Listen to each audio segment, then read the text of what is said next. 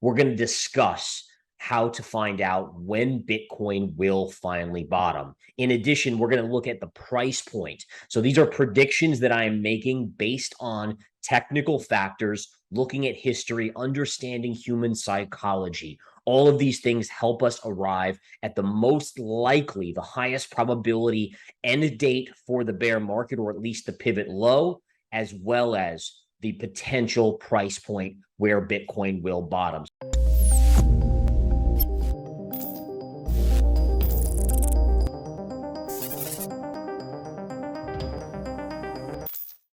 Hello and welcome to Money Talks. In today's video, Gareth Soloway, who is the president and chief market strategist at InTheMoneyStocks.com and Verified Crypto Investing, updates about the most recent crypto market crash and what it means for Bitcoin and the entire market space. Gareth also reveals how low Bitcoin will go before pumping once again and the best ways to make use of the crypto bear market. Make sure to stick around till the end of this video where Gareth Soloway explains his top and bottom predictions for Bitcoin. So what we can see is this is the current chart of Bitcoin. What we're seeing here is a sideways consolidation move where we actually broke down. All right, so we've now broken down, which likely signals, as I've talked about previously, a target of 12 to 13,000. But believe it or not, that's just a stopping point. The ultimate low, we're going to look over and see how to arrive at that level. Now, to understand the methodology behind this prediction, we have to look at FTX's collapse and the similarities to Lehman Brothers. Okay, so Lehman Brothers obviously was a big bank collapse that occurred in 2008. To be precise, it occurred on September 15th, 2008. Now, why this is important, right, is because basically when you're looking at Lehman Brothers, you have to look at them being a major bank during the financial crisis. And here we are with a major exchange, one of the top exchanges going bankrupt as well. So there's this similarity, this thread in bear markets that occurs where these big players go bust that over leverage themselves. Bitcoin investors are withdrawing funds from exchanges at a rate not seen since April 2021, with nearly $3 billion in Bitcoin withdrawn over the past 7 days. New data from on-chain analytics firm Glassnode shows the number of wallets receiving Bitcoin from exchange addresses hit almost 90,000 on November 9th. So what we're going to do here is we're going to go to the S&P 500 and look at when Lehman collapsed and how long did it take for the markets to bottom on the S&P 500, and then ultimately how much of a drop from that point did we get. So here we have it on September 15th. So here's September 15th right here. In fact, I will put an arrow right to that point. All right, so this right here is the 15th of September 2008. And again, that was when Lehman Brothers collapsed. Now, what we can clearly see is that this did not mark the bottom in the stock market. It was kind of the beginning of the end. And when I look at FTX's collapse, I look at that as the beginning of the final end push down before Bitcoin finally bottoms, right? It's the starting point of the last flush in cryptocurrency and Bitcoin. Amid ongoing turmoil over the bankruptcy of major exchange FTX, concerns have heightened among exchange users over security of funds. Commentators have upped advice to avoid custodial wallets and take control of crypto assets, and regulators are increasing scrutiny of the crypto industry en masse.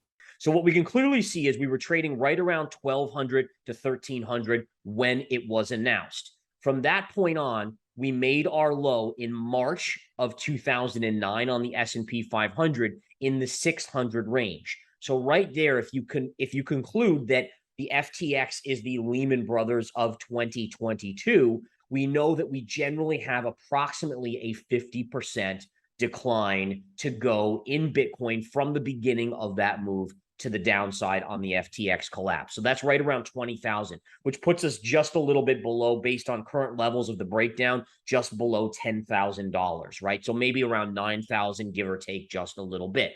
The numbers tie in with what appears to be rapidly declining BTC reserves across major trading platforms. While the velocity of the drop suggests that the true balance tally may be difficult to confirm at present, data from fellow on-chain analytics resource CryptoQuant puts overall exchange reserves at their lowest since February 2018. All right, in addition, how long did it take for all of the negativity and all the craziness to get out of the market from when Lehman basically went bankrupt? And the answer is you go from September to March. So essentially mid-September, you go to, you have September to October, October, November, November, December, January, February to February, February to March, March to, and basically that's 6 months, right, to March. So it took about 6 months for the remaining negativity to cycle out of the US stock market until we put in a low pivot.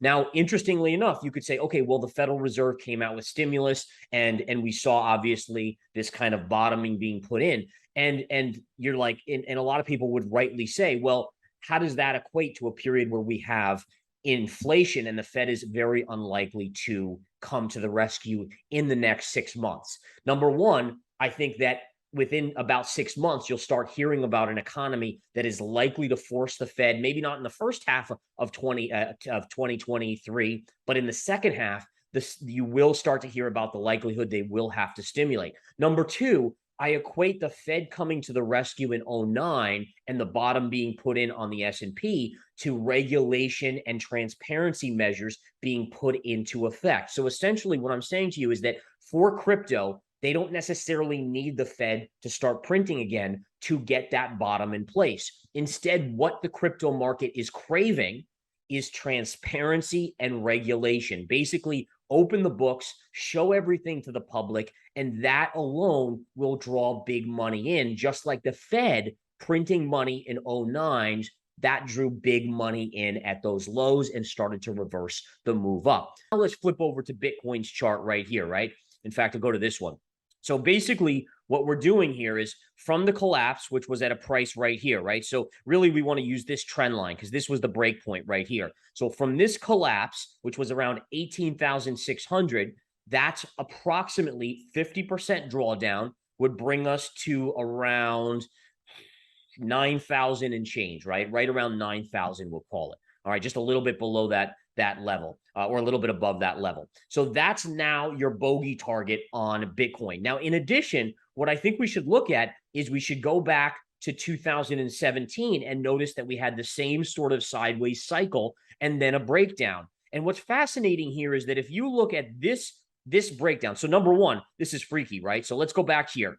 So number one, this low pivot in June to when we broke down was June to November and very sideways dead action. If you go back to 2017 or 2018, if you take this low here, it's almost identical, and it was June, and the breakdown occurred in November.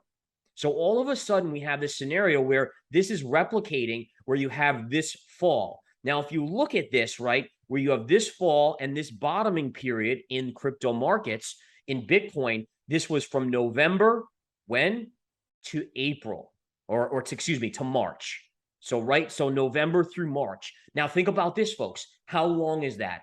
All right, November, December, January, February, March.